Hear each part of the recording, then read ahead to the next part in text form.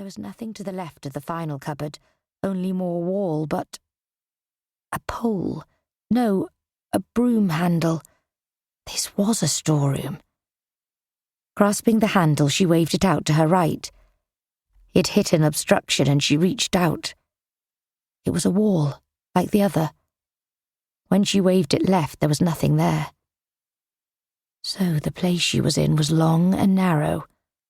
She banged the tip of the broom on the floor, listening. The concrete absorbed the sound, but she thought there was a suggestion of an echo.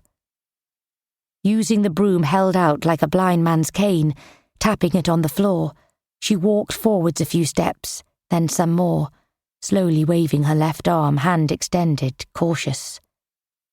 She kept feeling for the wall to the right of her with the broom, making sure it was there. How had she got here? What had happened after she crossed Balham Hill? Her brain wouldn't work.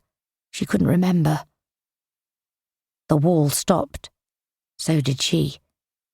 She prodded the air with the broom where the wall should be. She had reached a corner. Her hand found the angle of the wall. It was metal, not stone. What was this place? There was more of an echo here, she thought, and the faint suggestion of movement in the air. No, more than a suggestion. There was a cooling on her skin.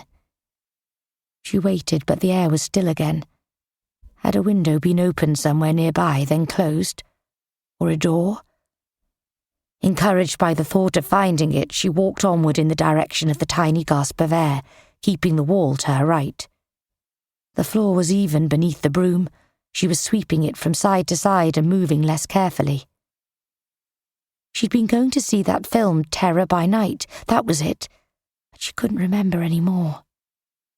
What was that? Was it a small speck of light in the distance? For a few heartbeats, she didn't really believe it existed. It was her eyes playing tricks, seeing something that wasn't there. She blinked, screwing up her eyes. It wavered, but it didn't disappear. "Hello?" Her voice echoed, but dully, absorbed by the darkness. "Hello? I'm here!" The light moved. Could it be someone carrying a lantern? She hurried forward. The light was coming towards her. She could see a yellowish tinge to it and a moving pool of grey light preceding it on the floor. It was a torch. She drew breath to shout again, but stopped. She backed against the wall and began, moving as silently as possible to retrace her steps. Suddenly, it all came back to her. She remembered. Sunday. Chapter 1. Faye Smith. The woman didn't belong. Faye noticed her as soon as she walked into the canteen. She was tall and very pretty, wearing an expensive-looking greatcoat. She entered with a crowd and took a seat at the table furthest away from the serving counter. Cold November light filled the large windows. The clatter of plates and the chatter of diners echoed from the high ceiling and tiled floors, as tables were taken and queues formed. Sunday lunch was always popular. A covey of laughing nurses was blown in through the doors on a gust of icy wind, their navy capes flapping.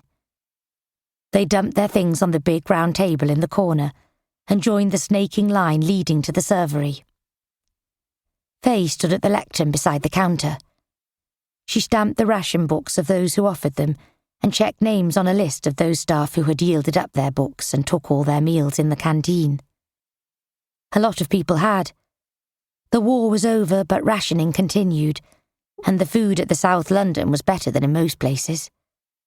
Hospitals got a wider range of foodstuffs than was in the shops, and Cook was a genius when it came to making tasty meals from nothing. Two women in pale green uniforms, hairnets beneath peaked hats, ladled soup into bowls or piled vegetables onto the heated plates handed to them by diners, plates that already held small helpings of meat. Portions of corned beef sat, unchosen, at the end of the counter. There'd be corned beef hash tomorrow. The room hummed with disciplined activity. Everyone knew their job and how to do it. Faye could almost feel the clicking tremor.